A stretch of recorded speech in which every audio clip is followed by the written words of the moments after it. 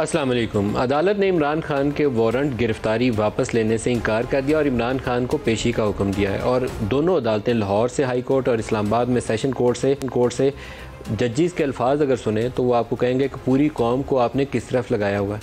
ताकतवर और कमज़ोर के लिए एक ही कानून है, आपको कानून के ऊपर अमल करना पड़ेगा। और ये जुमला कि ताकतवर और कमज़ोर के लिए एक ही कानून होना चाहिए, ये इमरान खान का बड़ा पसंदीदा जुमला है, क्योंकि PMLN के लीडर्स के मतलब उनको जेलों में डालते हुए वो ये जुमला बार बार दोहराते थे कि पाकिस्तान में जब तक ताकतवर और कमज़ोर के लिए एक ही कानून नहीं होगा तो तब तक पाकिस्तान में इंसाफ के तकाजे पूरे नहीं हो सकते और पाकिस्तान आगे नहीं बढ़ सकता। और इस काम के लिए वो इस्लामिक हिस्ट्री से बेशुमार मिसालें देते हैं। मैं वो दोहराना नहीं चाहता। आज भी उन्होंने मीडिया इंटरेक्शन किया तो वो इस्लामिक टच देते हुए पहले इस्लाम से मिसालें देते हैं, फिर वो बताते हैं कि ये हकीकी आज़ादी आपने कैसे हासिल करनी है। पाकिस्तान के एक शहर लाहौर के अंदर बैठे हुए, जहाँ पुलिस खड़ी है उनको गिरफ्तारी के लिए, KP से और GB से लोगों को इकट्ठा करके पुलिस गिरफ्तारी से उसको डिफ़ाई करते हुए वो कहते हैं ये हकीकी आज़ादी है, क्योंकि पुलिस से गिरफ्तारी नहीं देनी, ये हकीकी आज़ादी है। तो उसके लिए इस्लाम से मिसालें देते हुए, मैं वो मिसालें दोहरा नहीं रहा, जानबूझ के गुरेज़ कर रहा हूँ, बेहतियाती से बेहतर है कि बंदा उसको मिसाल को देते हुए गुरेज़ कर जाए। और ये इमरान खान के लिए भी मेरा यही मशवरा है, गुरेज़ करें। इस्लामिक टच हर मौके के ऊपर मुनासिब नहीं है। बीइंग ए मुस्लिम, हमें इस्लामी असूलों के ऊपर अमल पैरा होना हमारे फ़ेथ का, हमारे ईमान का हिस्सा है, लेकिन सियासी मकासद के लिए मज़हब का इस्तेमाल जायज़ नहीं है। इसको बहुत एहतियात की ज़रूरत है, इमरान खान को भी और बाकी हर उस शख्स को जो पाकिस्तानी सियासत के अंदर मौजूद है। IGI के ज़माने की ये बदतरीन मिसालें हैं कि मज़हब के लिए ये हथियार इस्तेमाल किया जाता था। मोहतरमा अल्लाह पाक उनकी मग़फ़िरत फरमाए, उनकी हुक्मरानी के ख़िलाफ़ ये चीज़ें इस्तेमाल की जाती थी। अब वही हरबे ये IGI 2 की मिसालें हैं जो इमरान खान कायम कर रहे हैं। IGI 1 जो थी वो भी इस्टेब्लिशमेंट की मदद से खड़ी की गई थी, और इमरान खान की जो IGI है ये भी इस्टेब्लिशमेंट की मदद से खड़ी की गई है। ये पाकिस्तानी सियासत की वो बदतरीन मिसालें हैं जिसके सबब ना यहाँ जमहूरियत चल सकी है और यहाँ कोई निज़ाम हुकूमत कायम हो सका है। इंसाफ के तकाज़ों के मुनाफी सारा कुछ होता है। इमरान खान की जिस केस के अंदर गिरफ्तारी मतलूब है वो तोशा खाना का केस है। तोशा खाना की फ़हरिस्त जो मौजूदा हुकूमत ने जारी की है उसको आप अगर पढ़ें तो उसके अंदर नवाज़ शरीफ, आसिफ अली जरदारी और इमरान खान सब आपको एक ही सफ़ में खड़े नज़र आते हैं। 10-10 करोड़ के हीरों जवाहरात से मुज़य्यन सोने के हार इस तरीके से घरों में ले गए हैं कि किसी एक को भी शर्म नहीं आई है। कहते हैं कि हम कानून के मुताबिक लेके गए। किस कानून के मुताबिक? उस कानून के मुताबिक जो इनकी अपनी हुकूमतों के बनाए हुए थे कि 15-20% देंगे और वो करोड़ों के तोहफे ले गएंगे। सब वज़ीर आज़म उसके बेनिफिशरी हैं। 112 तहफ़ इमरान खान भी अपने घर लेकर गए हुए हैं। अब इज़्ज़त का तकाज़ा तो ये था कि आप उस कमज़ोर कवानीन के अगर बेनिफिशरी थे और आप बड़े इंसाफ के प्रचारक हैं तो इमरान खान अब उन 112 तहफ़ को वापस कर देते, कहते हैं कि मैंने लिए दुरुस्त नहीं किया, मैं इन 112 तहफ़ को वापस कर रहा हूँ, या उसकी जो मार्केट डिटरमिनेंट प्राइस है, आज की कीमत जो बनती है वो दे देता हूँ। शायद खाकान अब्बासी के हिस्से में 23 करोड़ आए हैं, नवाज़ शरीफ के हिस्से में गाड़ी भी है और करोड़ों के हीरे जवाहरात भी हैं, आसिफ जरदारी के हिस्से में भी गाड़ी भी है और करोड़ों के हीरे जवाहरात भी हैं। एहसन इकबाल, उन्होंने अपने लिए हुए तोहफ़ों की कीमत वापस करने का ऐलान किया है कि जो कीमत उसकी मुतय्यन थी वापस करूँगा। क्या बाकी ये लोग नहीं कर सकते? ये इतने गरीब लोग हैं कि इनके पास अगर वो हीरे जवाहरात के 10-10 करोड़ के इनके हार वापस करने पड़ गए तो ये कमज़ोर हो जाएंगे, ये गरीब हो जाएंगे। मेरा इस पे शदीद इतराज़ है। और पाकिस्तानी अगर सियासत में आप लोग अपने आप को लीडर कहलाने का मुस्तहिक समझते हैं तो आपको ये तहफ़ वापस कर देने चाहिए, या उसकी पूरी कीमत जो मार्केट प्राइस है उसको आपको वापस लुटा देना चाहिए। इमरान खान को अगर उस केस में पकड़ा जाना ज़रूरी है तो फिर बाकियों को भी पकड़ा जाना ज़रूरी है। इमरान के ऊपर एक इल्ज़ाम यह है कि उसने वो तोहफ़े लेकर औने पौने बेचे और सरकार को कीमत कम बताई। इलेक्शन कमीशन ऑफ पाकिस्तान को जो डिक्लेरेशन देना था वो भी वक्त के ऊपर नहीं दिया। ये उसकी कोताही है जिसकी उसको सज़ा मिलेगी। लेकिन वो कोर्ट में पेश होंगे, अदालत के सामने जाएंगे तो फिर कोई दलील देंगे उनके वकील भी और वो ख़ुद भी, तो केस आगे चलेगा। वो अदालत में पेश होने पे तैयार ही नहीं है और उनका कहना यह है कि उनको गिरफ़्तार करने का मकसद ये है कि उनको टॉर्चर किया जाएगा और उनको मार दिया जाएगा और उनको ख़दशा है, इसलिए वो अदालत में पेश नहीं होंगे। ये ख़ुद वो फ़ैसला करेंगे कि उनको किस अदालत में कब और कहाँ पेश होना है। ये पाकिस्तान आज जहाँ हम खड़े हैं ये इस तरीके से आगे नहीं चलेगा। दूसरी तरफ एक सिचुएशन है जिसमें मुझे लगता है कि पाकिस्तान से बाहर की बहुत सारी ताकतें वो हमें नाको चने भी चबवा रही हैं और नाक से लकीरें भी निकलवा रही हैं। उसमें से एक मिसाल उसकी इंटरनेशनल मॉनेटरी फ़ंड का प्रोग्राम है। मैं 30-35 साल से पाकिस्तान में जितने IMF प्रोग्राम हुए हैं तकरीबन सभी की कंडीशनैलिटीज़ कैसे डिस्कस होती हैं, कैसे इंप्लीमेंट होती हैं, उसको कवर करता आया हूँ और रिपोर्ट करता आया हूँ। लेकिन जो इस प्रोग्राम में हमारे साथ हो रहा है इससे पहले आज तक कभी हुआ नहीं है। लगता नहीं है कि हम एक सॉवरेन कंट्री हैं जहाँ 22-23 करोड़ का मुल्क है, न्यूक्लियर पावर है और आज़ादी के साथ हम अपने फैसले कर सकते हैं। हमारे हाथ बांध के जो मारने वाली बात है ना, वो हमारे साथ इस वक्त हो रहा है। हर चीज़ हमने as a precondition agree की है, हर चीज़ के ऊपर अमल दरामद किया। IMF का स्टाफ उसके ऊपर देखता है कि उसकी तसल्ली है, फिर वो बताते हैं अच्छा ये भी काम करेंगे तो फिर आगे चलेंगे। अब जितनी कंडीशनैलिटीज़ की फहरिस्त थी वो सारी जब ख़त्म हो गई है तो उन्होंने एक नई कंडीशन ये लगाई है कि सऊदी अरब से और UAE से जो हमने कमिटमेंट्स ली हुई थी कि वो हमें फाइनेंसिंग कुछ प्रोवाइड करेंगे। फाइनेंसिंग में ऑयल ऑन डिफर्ड पेमेंट था और कुछ उन्होंने पैसे हमारे स्टेट बैंक ऑफ पाकिस्तान में रखवाने का वादा किया था। वो अभी दोनों ममालिक ने हैं, हमारे दोस्त मुल्क हैं, लेकिन दोनों ने हमें दिए नहीं है। और पोस्ट अफ़गानिस्तान अमेरिका जितनी हमारी कान खींच रहा है, लगता है अब ज़ाहिर तासुर यह है कि हमारे दोस्त मुल्क भी उस कान खींचने में उनके बराबर के शरीक हैं। वो चाहते हैं कि पाकिस्तान एक टफ रिफॉर्म से भी गुजरे, अपनी जो चीज़ें ये 30-40 सालों से इसे करनी चाहिए थी नहीं की, आज वो पहले उस पर अमल पैरा हो, फिर हम इसकी मदद करें। और दूसरा, हम जो अपनी जगह से बहुत उछल कूद करते हैं, अपनी ताकत से ज़्यादा अपनी ताकत का इजहार करते हैं, वो ये करने से बाज आ जाएँ। इस वजह से हमारे दोस्त ममालिक ने हमारे से हाथ फ़िलहाल खींचा हुआ है। ये बड़े अफसोस की और शर्म की बात है। लेकिन इसके साथ फिर जो अफवाह साजी का बाज़ार है वो बहुत ही गर्म है। पहली अफवाह ये थी कि अमरीकी सफ़ीर ने आर्मी चीफ़ से मुलाकात की। मैं आपको सीधी खबर बताऊंगा कि अमरीकी सफ़ीर ने आर्मी चीफ़ से मुलाकात की है, ये अफवाह थी, खबर नहीं है ये। और उसमें उन्होंने कहा कि आप फौरी तौर पर इलेक्शन कराएं, इमरान की गिरफ़्तारी बिल्कुल आपने नहीं करनी, इससे हालात ख़राब हो जाएंगे। जब मैंने पता किया उसका तो ना इस्टेब्लिशमेंट से और ना डिप्लोमेटिक चैनल से कहीं किसी जगह से उस मुलाकात की तस्दीक, या मुलाकात तो हो सकता है उनकी हुई हो गवर्नमेंट से या किसी और से भी, लेकिन कहीं इस बात की तस्दीक नहीं हुई कि अमेरिका ने आके मुतालबा किया है कि आपने फौरी इंतखाबात करवाने और IMF का प्रोग्राम भी तब मिलेगा कि आप इंतखाबात की तरफ जाएंगे और इमरान खान को तो गिरफ़्तार करना ही नहीं है। दूसरा अफवाह का हिस्सा यह है कि पाकिस्तान के न्यूक्लियर प्रोग्राम पे IAEA का, इंटरनेशनल एटॉमिक एनर्जी का एक डायरेक्टर पाकिस्तान आया और उसने आके मुतालबा कर दिया कि पाकिस्तान के लॉन्ग रेंज मिसाइल्स का क्या करना है और पाकिस्तान के एटमी प्रोग्राम का क्या होना है। पाकिस्तान का कोई पॉलिटिकल लीडर बशमूल इमरान, बशमूल नवाज शरीफ, बशमूल आसिफ अली जरदारी, कोई इंडिविजुअल पाकिस्तान में एटमी प्रोग्राम का सौदा करने का सोच ही नहीं सकता। वो अपनी मौत को तो दावत दे सकता है, उसका ख़ानदान पाकिस्तानी सरजमीन पर आबाद नहीं रह सकेगा, ये बात तय है। जो पाकिस्तान की सिक्योरिटी को कंप्रोमाइज़ करेगा, ये कौम उसको ज़िंदा नहीं छोड़ेगी। तो ये अफवाह जब भी फैलाई जाए, जिसके मतलब भी फैलाई जाए, ये झूठ के अलावा कुछ नहीं हो सकती। आज इसके ऊपर डार साहब ने सेनेट के अंदर एक स्टेटमेंट दी है, मैं वो भी आपको सुनवाऊँगा, पहले सुन लीजिए फिर प्रोग्राम को आगे बढ़ाते हैं। Nobody is there to compromise anything on the nuclear or the missile program of Pakistan. No way. We are responsible citizens of Pakistan. We represent people of Pakistan. We are here to protect and we have to guard our national interests. Nobody has any right to tell Pakistan that what range of missiles it can have and what nuclear weapons it has. We have to have our own deterrence. हमारे साथ जो आज programme में शुरका हैं, एहसन इकबाल साहब हैं, वफाकी वज़ीर मनसूबाबंदी, और इजाज़ुल हक साहब हैं, PML ज़ा के सरबराह, दोनों को खुशामदीद कहता हूँ। एहसन साहब, जितनी वल्नरेबिलिटी आज पाकिस्तान के साथ लगती है, मुझे कभी लगता था कि हुई नहीं। मतलब लाहौर शहर, आप तो सारा दिन उसमें आधा टाइम आपका लाहौर में गुजरता होगा। ज़मान पाक नहर के साथ साथ वो जगह होती थी कि जहाँ आप आसानी से घूम फिरते थे और कंफर्ट होती थी, कोई सिक्योरिटी इशू नहीं था होता। एक तो सड़क बंद है, दूसरा KP हमारे भाई हैं सारे वो, लेकिन जिस तरीके से उनको वहाँ लॉन्च किया गया है वो बज़ाते ख़ुद एक काबिल इतराज़ तरीक़ाकार है कि आपने पुलिस से बचने के लिए अपने एक ख़ास MNAs को ड्यूटी साइन की, उन्होंने वहाँ बंदे ला के पहुँचा दिए और वो खड़े हैं। GB के CM ने पुलिस को भेजा हुआ है, वो वहाँ खड़ी है। हॉरिबल सीन्स हैं, एक तरफ पंजाब पुलिस और इस्लामाबाद की पुलिस खड़ी है, दूसरी तरफ वो खड़े हैं, क्या करेंगे? देखिए नदीम मलिक साहब, मेरा तो ये सिंपल सवाल है कि यही सब कुछ अगर फाटा के अंदर या बलूचिस्तान के अंदर या किसी और जगह कोई ग्रो कर रहा होता तो रियासत का क्या रद्द-ए-अमल होना था।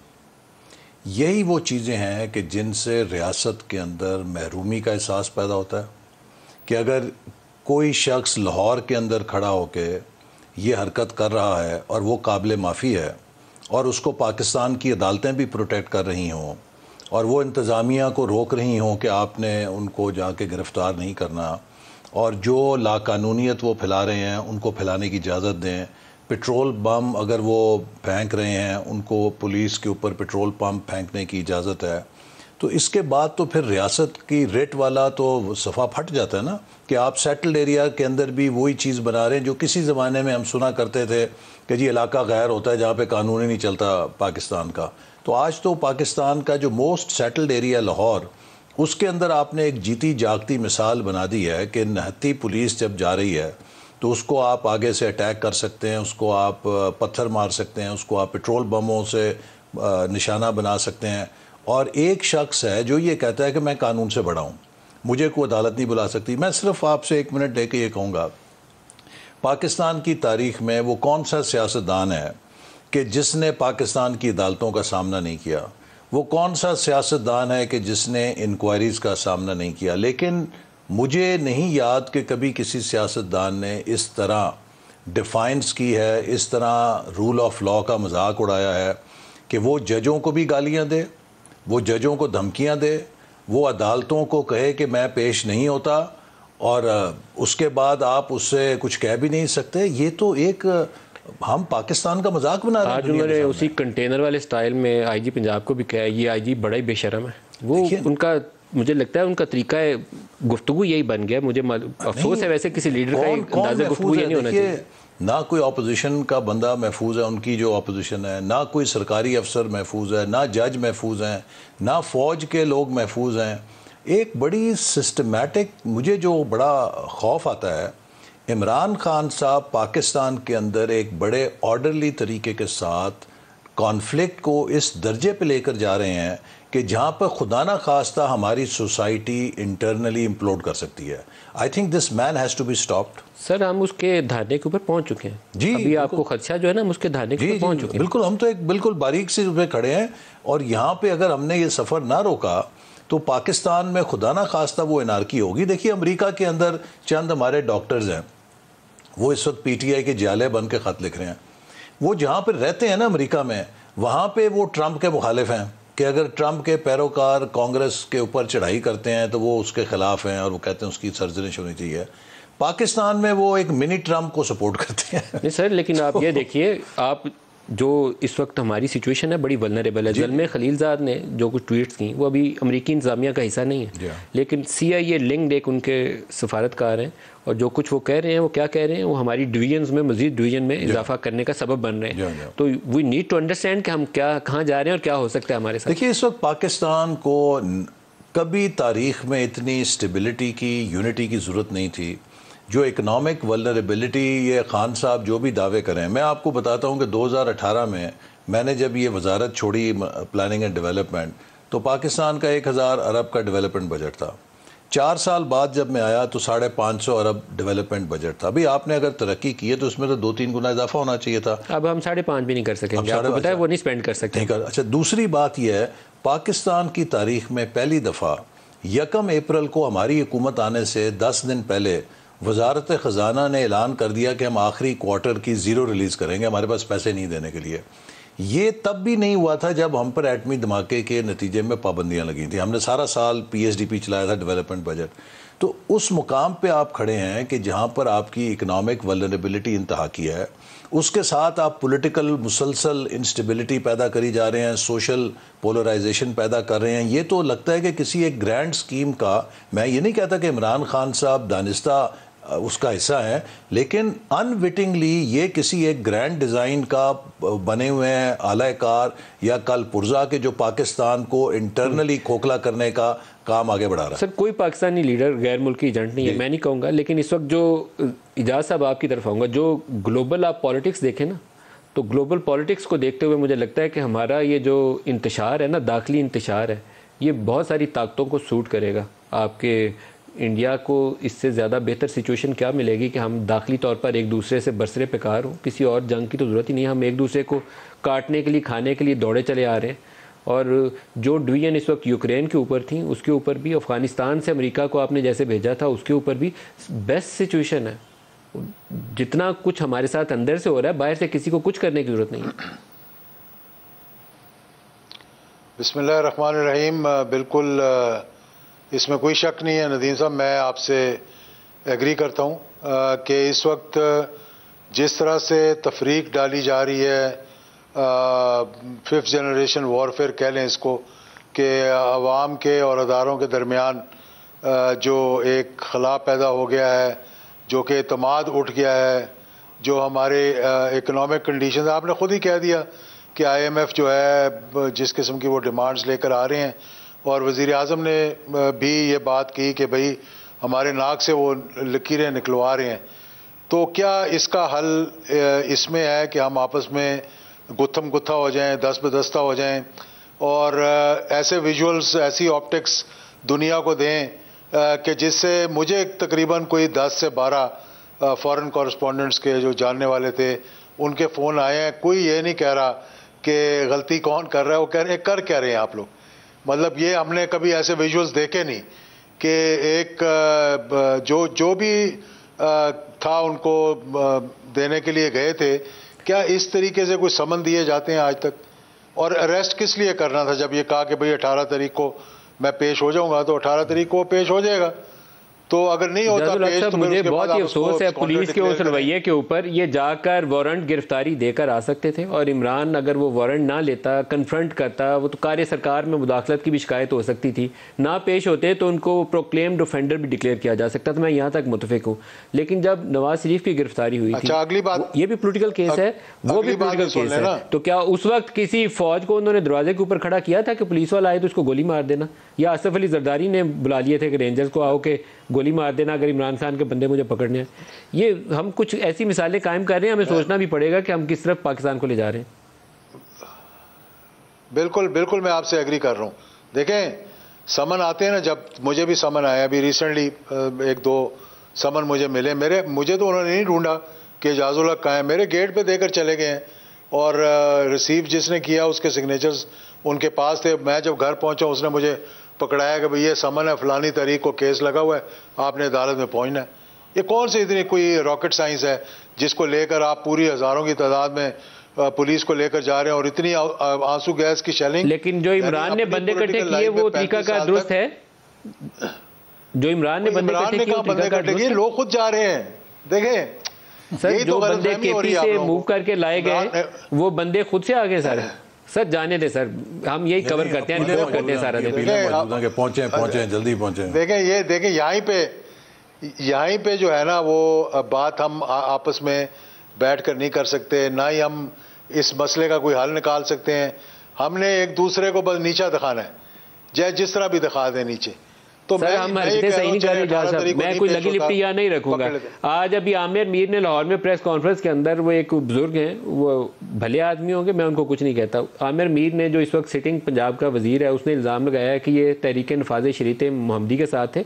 ये साहब इकबाल उनका नाम उन्होंने बताया, और अब ये लाहौर में खड़े हैं और वहाँ पे तस्वीरें छप रही हैं उन लोगों की जो केपी से ला के जिनको वहाँ रखा गया है। वो इमरान के सपोर्टर्स ही होंगे, लेकिन इमरान के सपोर्टर लाहौर शहर ज़मान पार्क के अंदर उनके हमसाए भी हैं, उनको भी ला सकते थे साथ। क्यों ज़रूरत पड़ी इसकी? और जो तस्वीरें दिखाई जिसमें वो टीयर गैस के शेल्स नज़र आते हैं, इमरान ने तस्वीर पेश की, वो बहुत अफसोसनाक मंजर है। किसी प्राइम मिनिस्टर के घर के ऊपर ऐसे शेलिंग नहीं होनी चाहिए। वो दहशतगर्द नहीं है, जेट ब्लैक टेररिस्ट नहीं है, लेकिन इमरान ने साथ गोलियों के खौल रखे हुए हैं। ज़रा जूम करके पिक्चर दिखाएं इमरान के सामने। जब बुलेट फायर की जाती है, तो बुलेट जब फायर की जाती है तो उसका वो शेल नीचे गिरता है या वो दूसरे के घर जाके गिरता है? सर देखें ना, गलती हर तरफ से हो रही है, लेकिन जूम करें ना, तस्वीर को जूम करके दिखाएं। इमरान ने सामने ऐसे गोलियां खड़ी की हुई हैं, ये गोलियां जहां फायर की जाती हैं, ये उसका केसिंग वहां गिरती है कि केसिंग दूसरे के घर जाके गिरती है। पता नहीं हम पाकिस्तान के साथ क्या करेंगे एजाजुल हक साहब, मुझे फिक्र ही है। वैसे अपनी लीडरशिप मुझे नहीं लगता कि इस काबिल है। 22-23 के आवाम के 22-23 करोड़ लोगों के फैसले करने की सलाहियत नहीं लगती मुझे इनमें। मैं किसी का तर्जमान नहीं हूं कि मैं उसकी तर्जमानी कर रहा हूं। मैं जो ऑब्जर्व कर रहा हूं, मैं उसकी बात कर रहा हूं। मैं ये कह रहा हूं कि कोई ऐसा शख्स पाकिस्तान के अंदर मौजूद नहीं है जो बैठकर इस मसले का हल निकाल दे। क्या हम इतने गए गुजरे हैं कि ज़ल्मे खलीलजाद जैसे शख्स को ट्वीट करना पड़ रहा है कि आप ये करें, आप ये करें, आप ये करें। सर आपके दाखिली इंतजार में हवा दे रहा है, वो आग लगा रहा है। जलती पे तेल कहते हैं ना सर, जलती पे तेल वाला काम कर रहा है। यही तो मैं आपको बता रहा हूं। देखें, मेरी बात सुने। मैं बड़े अदब के साथ, और मेरे भाई हैं आपके साथ बैठे हुए हैं, एहसन इकबाल, इनकी जितनी मेरे अपने भाई की इज्जत है उतनी इनकी इज्जत है, और इनकी वालदा के साथ मेरा बहुत ही ताल्लुक रहा और बड़ा हमारे ख़ानदान के साथ। तो इसलिए मैं ये बात नहीं कर रहा, मैं ये कह रहा हूं कि एक इलेक्शन की तारीख का ऐलान हुआ, उसके बाद हमें कैसा माहौल पैदा करना चाहिए था कि हम आगे को चलते। तो हम तो मतलब कुछ करने को तैयार ही नहीं है, तो हम खुद दावत दे रहे हैं कि कोई ऐसा माहौल क्रिएट कर दिया जाए। ठीक है, इमरान खान गलती पे होंगे, उनको चाहिए था कि वो अपनी गिरफ्तारी दे देते, उनको चाहिए था कि वो समन जो है वो रिसीव कर लेते, और अब आएंगे 18 तारीख को, क्या करेंगे, उनको पकड़ लेंगे 1 दिन 2 दिन 3 दिन, फिर रिलीफ मिल जाएगी। मसला तो वहीं फंसा रहेगा ना, इकॉनमी तो उसी तरह ख़राब होती रहेगी, मतलब पाकिस्तान उसी तरह आइसोलेशन में रहेगा। IMF के साथ हमारे स्टाफ लेवल पे मुज़ाकरात पिछले मेरे ख्याल जब से ये हुकूमत आई है तब से चल रहे हैं। 25 मई को भी यही बात थी कि ब्रेक करीब आ गई है। IMF की एग्रीमेंट जो है जब तक US ट्रेजरी और US स्टेट डिपार्टमेंट होके नहीं ना करता तो वो तब तक आगे नहीं बढ़ती, और आपकी 10 चीज़ें पेंडिंग एक्शंस हों तो वहाँ ट्रेजरी से फ़ोन चले जाए तो ओके हो जाता है। ये IMF है। अभी हमारे साथ जो कुछ हो रहा है ये आप पाकिस्तानी कौम को और आप सारे लीडर्स को समझने की ज़रूरत है कि पाकिस्तान को डुबोना है या बचाना है। ब्रेक ले लें, वापसी पे और बात करेंगे। प्रोग्राम में दोबारा खुश आमदीद कहते हैं। एहसन साहब, जो क्राइसिस है आप लोग अंडरस्टैंड करते हैं लेकिन आपके पास वे आउट नहीं है, ये अजीबोगरीब अलमिया नहीं है? देखिए, पाकिस्तान में जो इस वक्त सूरत हाल है, जैसे मैंने कहा कि इसका तकाजा ये है कि एक यकजहती हो, और पॉलिटिक्स जो है और डेमोक्रेसी इज़ अबाउट नेगोशिएशंस। आप सियासत में ताकत के ज़रिए मसलाइल को हल नहीं करते, बातचीत के ज़रिए करते हैं। और हमने हमेशा खान साहब को, उनकी जमात को कहा है कि आइए बैठ के जो तनाज़ात हैं उन पर बात करें। लेकिन अगर एक शख्स ये कहें कि मैं हिंदुस्तान के साथ बैठ सकता हूँ, मैं तहरीक तालिबान के साथ बैठ सकता हूँ, इनके साथ नहीं बैठ सकता चूँकि इनको सब मैं चोर और डाकू समझता हूँ।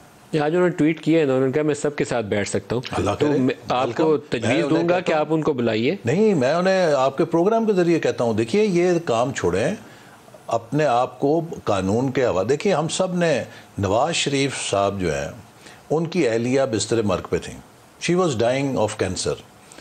ही used to beg the court के जी मुझे 3 दिन जा लेने दें, मैं उनकी तमाददारी कर रहा हूँ।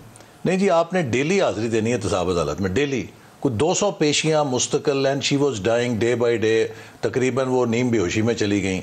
उसके बाद जब ट्रायल ख़त्म हो गया, ये वहाँ पर गए, तो हमें 2018 में इलेक्शन में हराने के लिए और उसकी एक सज़ा देने के लिए फास्ट फॉरवर्ड करके उनको सज़ा दी गई। अब he could have very easily managed कि जी मेरी बीवी जो है वो बिल्कुल आखिरी स्टेजेस में है, मैं उसके बाद आऊँगा। लेकिन आप उसका स्कोर सेटल करने की कोशिश कर रहे हैं। आप चाहते हैं कि ये इमरान भी जेल में जाए, ये भी नाअहल हो, ताकि सिमिलर ग्राउंड्स के ऊपर मुझे आप ये बताएं, अगर हमने इमरान खान को पकड़ना होता 4 महीने 6 महीने पहले पकड़ने से कौन सी ताकत रोकती है? ये जो इमरान खान की गिरफ्तारी का प्लान है, ये ज़मान पार्क के अंदर बना है और ख़ुद इमरान खान इसके ऑथर हैं, इसलिए कि उन्हें किस दुनिया के अक्लमंद ने कहा है कि आप पाकिस्तान की अदालतों को डिफाई करें, आप पाकिस्तान की अदालत के बुलाने पे ना पेश हों, आप पाकिस्तान की अदलिया की खातून जजों को नाजेबा अल्फाज से धमकियां दें। तो ये सारी बातें तो इस पूरे प्लान के ऑथर तो वो खुद हैं। अगर वो अदालतों में अपनी पेशी यकीनी बनाएं, देखिए मुझे इस बाजू की सर्जरी हुई थी 19 दिसंबर 2019 को, जहाँ गोली लगी थी, ठीक 3 दिन बाद नैब ने मुझे तलब कर लिया और वो बड़ी 4 घंटे की सर्जरी थी। मैं चाहता तो मेडिकल सर्टिफिकेट दे देता, मैंने कहा नहीं, इससे कमज़ोरी नज़र आएगी। मैं पेश हुआ और उसी वक्त मुझे गिरफ़्तार किया। उसी गिरफ्तारी के अंदर मेरी बैंडेज होती थी, मेरे स्टिचेस रिमूव हुए, मैंने तो कभी शिकायत नहीं की, माथे पे शिकन नहीं डाली।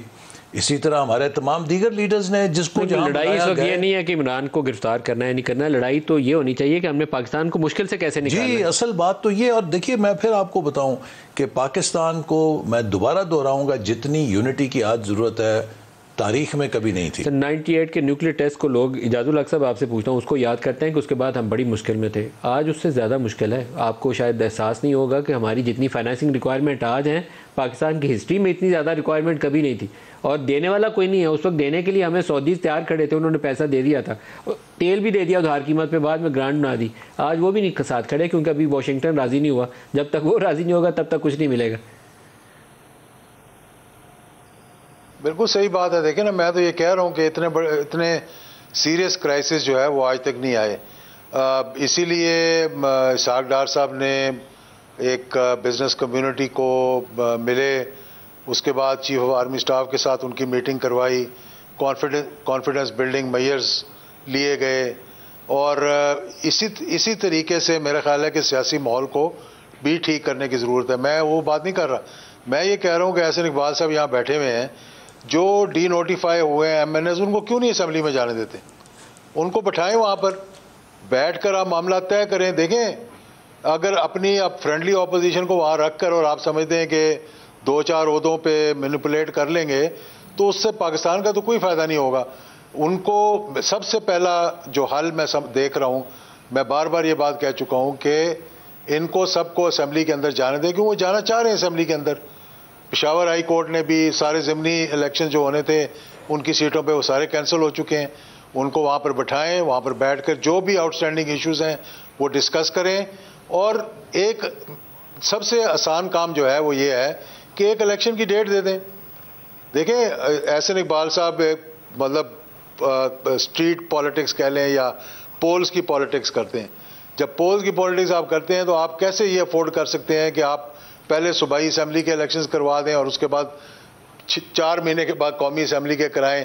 क्या कोई अफोर्ड कर सकती है हुकूमत के सिटिंग चीफ मिनिस्टर जो है वो आपका ओपोनेंट हो और उसके हाथ में सारी एडमिनिस्ट्रेशन हो और आप फिर जाकर कौमी इलेक्शन सर, इस बात का सबको पता है, लेकिन वो जो रास्ता अपनाना है उस रास्ते को अपनाने पे कोई तैयार नहीं है। यही तो पाकिस्तान का नहीं है, पता इस बात का सबको। जो बात कर रहे हैं, क्या हम पाकिस्तान जो को बात कर रहे हैं कि इमरान खान साहब ने अगर सूबाई असेंबलियाँ तोड़ दी हैं तो वफाकी हुकूमत जो है वो भी असेंबलियाँ तोड़ दे और इकट्ठे इलेक्शन करा दे। सवाल ये है कि अगर कौमी असेंबली की मुद्दत 5 साल है तो क्या आप एक शख्स को ये हक दे सकते हैं कि वो एक खुदकुश बम्बार की तरह एक सूबाई असेंबली तोड़े और उसके साथ पूरे निज़ाम को ढा दे? देखिए, पाकिस्तान में जो आइनी मुद्दत है इंतखाबात की वो अक्टूबर 2023 है, और ये बात मैं एक दफ़ा नहीं, कुछ 10 दफ़ा हमेशा से कह रहा हूँ कि अक्टूबर 2023 में इलेक्शन होंगे जब 5 साल की मुद्दत मुकम्मल होगी। अब खान साहब ने जो 2 असेंबलियाँ तोड़ी हैं ये किसी जमहूरी जज्बे के तहत नहीं तोड़ी, इन्होंने एक सियासी तकरीबकारी की अपनी तरफ से खुदकुश बम्बार बन के कि ये मैं असेंबलियाँ तोड़ूंगा तो पूरा निज़ाम गिर जाएगा। वो निज़ाम नहीं गिरा, अब वो उससे परेशान है। मैं आपको देखिए इससे एक जो जुड़ी बात है और जो सुप्रीम कोर्ट ने फैसला किया है उजलत में, मैं उसकी एक आपको मुज़मरात बताता हूँ क्या है। अब उसके मुज़मरात ये हैं कि हमेशा परपेचुअल पॉलिटिकल इंस्टेबिलिटी वो ऐसे कि आपके कौमी असेंबली के इलेक्शन से 6 महीने पहले हमेशा पंजाब की असेंबली का इलेक्शन हुआ करेगा। पंजाब में जो सूबाई हुकूमत होगी वो तय करेगी कि पाकिस्तान में मरकज की हुकूमत किसने बनानी है। अगर ये इलेक्शन हुए तो जी, अगर ये इलेक्शन होते हैं तो हमेशा के लिए पंजाब को आपने वीटो दे दिया है या पंजाब को मोनोपली दे दी है कि वो पूरे वफाक के ऊपर ये तय करेगी कि कौमी और वफाकी हुकूमत कौन बनाता है, चूंकि वो 52% सूबे के ऊपर जो पंजाब असेंबली जीता करेगा वो कौमी के अपने मेंबर उसी तादाद में जितवा के कौमी असेंबली में भेजा करेगा। तो क्या इससे वफाक चल सकता है? ये वो अच्छा, इसी तरह अगर आप अभी पंजाब और KP के इलेक्शन कराते हैं, 4 महीने बाद नई मरदमशुमारी के नतीजे में अगर नई हल्का बंदी हो जाती है और इन असेंबलियों में अगर ज़िमनी इलेक्शन आ जाता है, आप मुझे बताइए कि क्या सुप्रीम कोर्ट जमानत देगी कि 2023 और 28 के दरमियान कोई बाई इलेक्शन नहीं आएगा? अगर बाई इलेक्शन आता है वो किस बुनियाद के ऊपर होगा? चूंकि हो सकता है वो हल्का ही वहां से खत्म हो गया हो। कॉन्स्टिट्यूएंसीज की तादाद और जगह सारा कुछ ही तब्दील हो सकता है, नंबर्स में तब्दीली आएगी। अच्छा, ये वो चीजें हैं कि जिनके ऊपर सुप्रीम कोर्ट को अपना माइंड अप्लाई करना चाहिए था।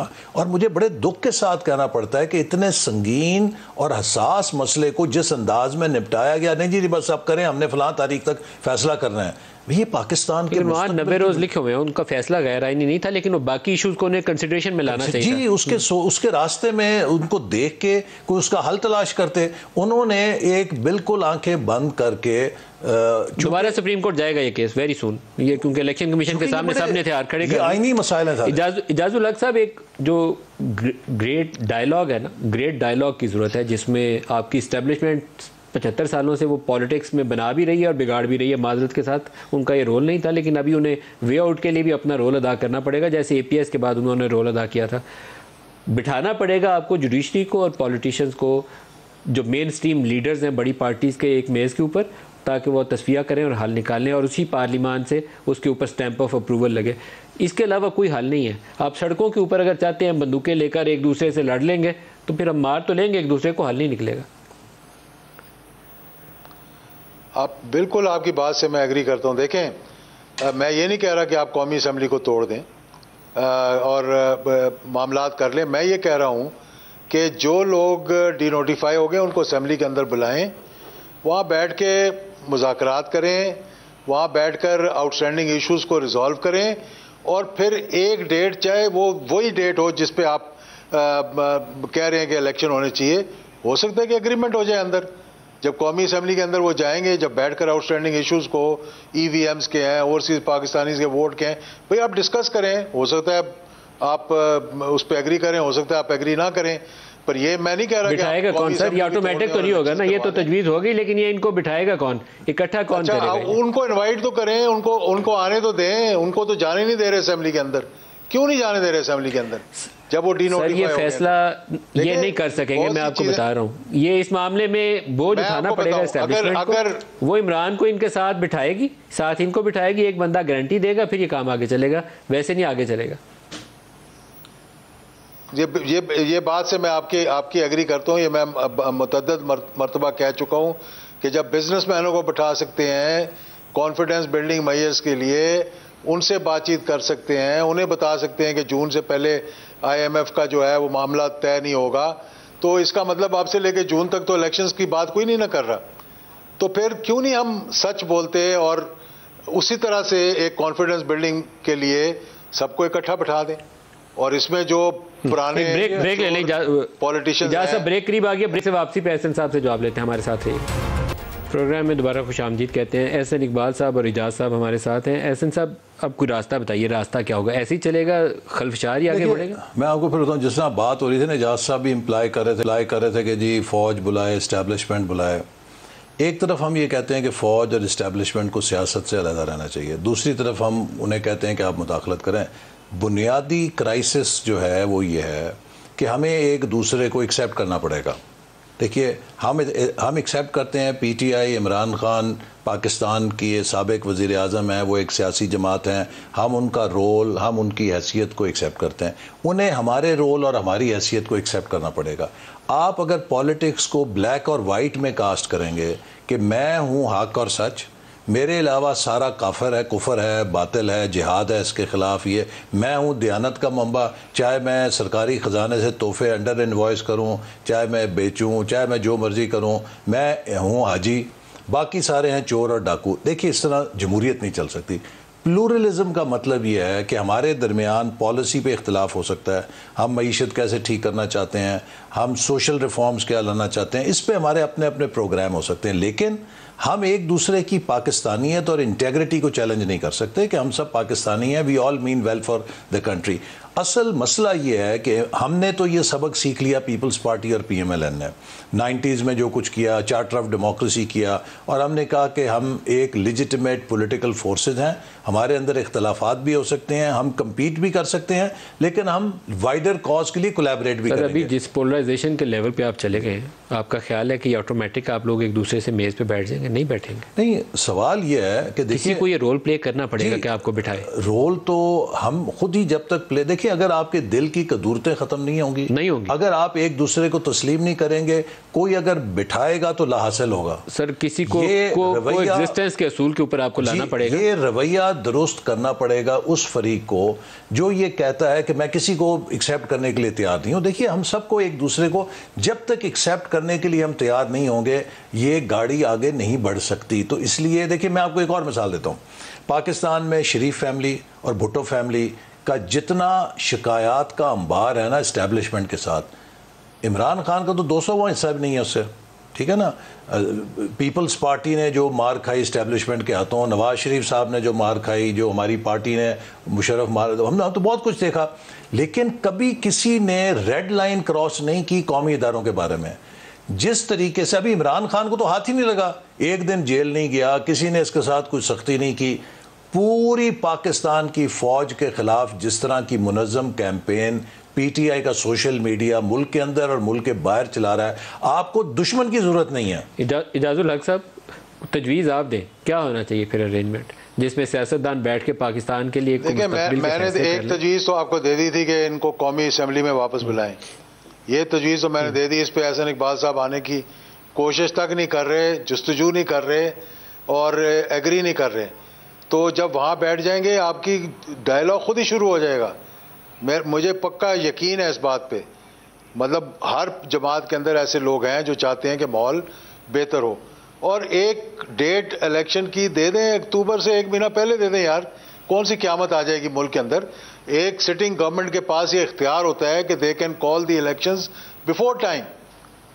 ये कई मरतबा सारी तो as a matter of principle मैं इस चीज़ का हामी हूँ कि पाकिस्तान में जुलाई अगस्त के महीने में जनरल इलेक्शंस होने चाहिए और एक ही दिन सारे इंतखाबात होने चाहिए। 30 जून तक ये बजट दे लें, IMF को सॉर्ट आउट कर लें, उसके बाद 50-55 दिन का इंतखाबी अमल है, उसमें जाएं और किसी वक्त इलेक्शंस करा दें जब भी वो अमल पूरा होता है। इसके ऊपर किसी को बिठाना पड़ेगा। इजाज साहब ये खुद नहीं बैठेंगे, ना इमरान साथ बैठेगा। इमरान ने कहना है चोर डाकू, मैं इनके साथ बैठूं, ये नहीं हो सकता। ये कहेंगे हम उसको बुलाएं क्यों, तो आपको हम बुलाने के लिए तैयार हैं, आए हम तो देखें ना, मैंने फिर कहा कि वी आर डेमोक्रेट्स, हम पाकिस्तान की हर पार्टी, और ये कहते हैं कि नेशनल असेंबली में बुला लें। देखिए अगर एक पार्टी इस नीयत से कौमी असेंबली के अंदर आना चाहती है कि हमने खुदकुश बम्बार बन के 2 असेंबलियाँ उड़ा दी हैं, अब हमने जाके कौमी असेंबली को भी उड़ाना है, तो जो एक मुल्क का निज़ाम चल रहा है अगर आप उसमें तकरीब कारी के लिए आना चाहते हैं तो फिर तो हम आपको होस्टेज नहीं बनाने देंगे। के ऊपर बात हो सकती है, कोई ऐसा मसाइल नहीं है। बातचीत करें, अपनी संजीदगी का इजहार करें, तो